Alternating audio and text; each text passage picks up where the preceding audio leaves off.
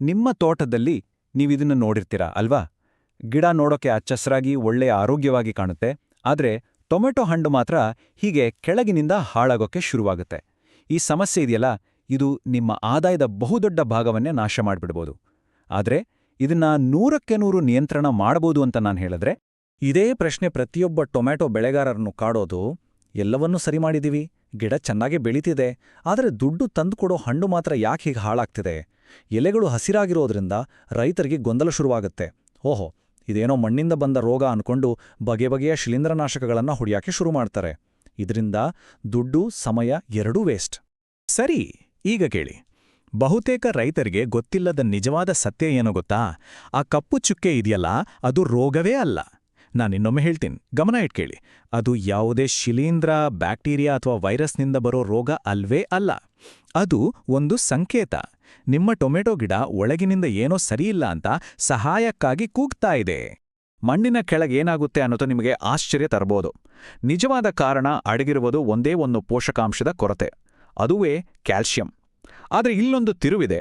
ಸಮಸ್ಯೆ ನಿಮ್ಮ ಮಣ್ಣಿನಲ್ಲಿಲ್ಲ. ನಿಮ್ಮ ಮಣ್ಣಲ್ಲಿ ಬೇಕಾದಷ್ಟು ಕ್ಯಾಲ್ಸಿಯಂ ಇರಬಹುದು. ಅಸಲಿ ಸಮಸ್ಯೆ ಇರೋದು ಸಾಗಾಣಿಕೆ ವ್ಯವಸ್ಥೆಯಲ್ಲಿ. ಅಂದ್ರೆ ಕ್ಯಾಲ್ಸಿಯಂ ಅನ್ನ ಹಣ್ಣಿಗೆ ತಲುಪಿಸೋ ದಾರಿ ಒಂದು ರೀತಿ ಟ್ರಾಫಿಕ್ ಜಾಮ್ ಆಗ್ಬಿಟ್ಟಿದೆ. ಹಾಗಾದ್ರೆ ಈ ಟ್ರಾಫಿಕ್ ಜಾಮ್ ಯಾಕಾಗುತ್ತೆ? ನೋಡಿ, ಇದಕ್ಕೆ ಕಾರಣ ನಾವೇ ಮಾಡುವ ಕೆಲವು ಸಾಮಾನ್ಯ ತಪ್ಪುಗಳು. ಒಂದು ದಿನ ಜಾಸ್ತಿ ನೀರುಗೊಟ್ಟು 2 ದಿನ ಭೂಮಿ ಪೂರ್ತಿ ಒಣಗೋಕೆ ಬಿಡೋದಿದೆಯಲ್ಲ, ಅದೇ ದೊಡ್ಡ ಶತ್ರು.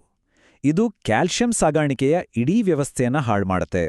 ಅಷ್ಟೇ ಅಲ್ಲ, ಅತಿಯಾಗಿ ಯೂರಿಯಾ ಹಾಕಿದ್ರೆ ಎಲೆಗಳು ದಷ್ಟಪುಷ್ಟವಾಗಿ ಬೆಳಿತವೆ ಹೊರತು ಹಣ್ಣಿಗೆ ಹೋಗ್ಬೇಕಾದ ಕ್ಯಾಲ್ಸಿಯಂ ಅನ್ನ ಅವೇ ಕದ್ಬಿಡ್ತವೆ. ಸರಿ, ತಕ್ಷಣಕ್ಕೆ ಏನ್ ಮಾಡೋದು? ಒಂದು ವೇಳೆ ನಿಮ್ಮ ತೋಟದಲ್ಲಿ ಈಗಾಗಲೇ ಈ ಸಮಸ್ಯೆ ಶುರುವಾಗಿದ್ರೆ ಒಂದು ಫಸ್ಟ್ ಏಡ್ ಮಾಡಬೇಕು. ಎಲೆಗಳ ಮೇಲೆ ಸಿಂಪಡಿಸೋದು ಕ್ಯಾಲ್ಸಿಯಂ ಅನ್ನು ನೇರವಾಗಿ ಗಿಡಕ್ಕೆ, ಅದರಲ್ಲೂ ಮುಖ್ಯವಾಗಿ ಹಣ್ಣುಗಳಿಗೆ ತಲುಪಿಸೋಕಿರೋ ಅತ್ಯಂತ ವೇಗದ ದಾರಿ. ಇದು ಈಗಾಗಲೇ ಬೆಳೀತಾ ಇರೋ ಹಣ್ಣುಗಳನ್ನು ಉಳಿಸ್ಕೊಳ್ಳೋಕೆ ಒಂದು ಪ್ರಥಮ ಚಿಕಿತ್ಸೆಯದ್ದಾಗೆ. ಆದರೆ ಒಂದು ವಿಷಯ, ಸ್ಪ್ರೇ ಮಾಡೋದು ಕೇವಲ ಒಂದು ತಾತ್ಕಾಲಿಕ ಪರಿಹಾರ ಅಷ್ಟೇ. ಈ ಸಮಸ್ಯೆಯನ್ನ ಶಾಶ್ವತವಾಗಿ ಬಗೆಹರಿಸಬೇಕಂದ್ರೆ ನಾವು ಅದರ ಮೂಲ ಕಾರಣವನ್ನೇ ಸರಿಪಡಿಸಬೇಕು. ನಿಜವಾದ ಪರಿಹಾರ ಇರೋದು ಆ ಔಷಧದ ಬಾಟ್ಲಿಯಲ್ಲಿ ಅಲ್ಲ, ನಮ್ಮ ಕೃಷಿ ಪದ್ಧತಿಯಲ್ಲೇ ಇದೆ. ನೀರನ್ನ ಒಂದೇ ಸಮನಾಗಿ ಕೊಡೋದು ಮತ್ತು ಹೊದಿಕೆ ಹಾಕೋದು, ಇವೆರಡು ಈ ಸಮಸ್ಯೆಗೆ ಬಂಗಾರದ ನಿಯಮಗಳು. ಹಾಗಾದ್ರೆ ಗೆಲುವಿನ ಸೂತ್ರ ಏನು? ತುಂಬ ಸರಳ. ನೀರನ್ನ ನಿಯಮಿತವಾಗಿ ಕೊಡಿ, ಹೊದಿಗೆಯನ್ನ ತಪ್ಪದೆ ಬಳಸಿ, ಯೂರಿಯಾ ಕಡಿಮೆ ಮಾಡಿ, ಸಮತೋಲಿತ ಗೊಬ್ಬರ ಕೊಡಿ. ಈ ಸರಳ ನಿಯಮಗಳನ್ನ ಪಾಲಿಸಿದ್ರೆ ಸಾಕು. ಇದು ಕೇವಲ ಒಂದು ಬೆಳೆಯನ್ನು ಉಳಿಸೋದಲ್ಲ, ಪ್ರತಿ ಬಾರಿಯೂ ನಿಮ್ಮ ತೋಟವನ್ನ ಲಾಭದಾಯಕವಾಗಿ ಮತ್ತು ನೆಮ್ಮದಿಯಾಗಿ ಮಾಡೋದು. ನೆನಪಿಡಿ, ಟೊಮೆಟೊ ಮೇಲಿನ ಆ ಕಪ್ಪು ಚುಕ್ಕೆ ನಿಮ್ಮ ಸೋಲಿನ ಸಂಕೇತವಲ್ಲ. ಅದು ನಿಮ್ಮ ಗಿಡ ನಿಮ್ಮ ಜೊತೆ ಮಾತಾಡ್ತಿರೋ ಒಂದು ರೀತಿ.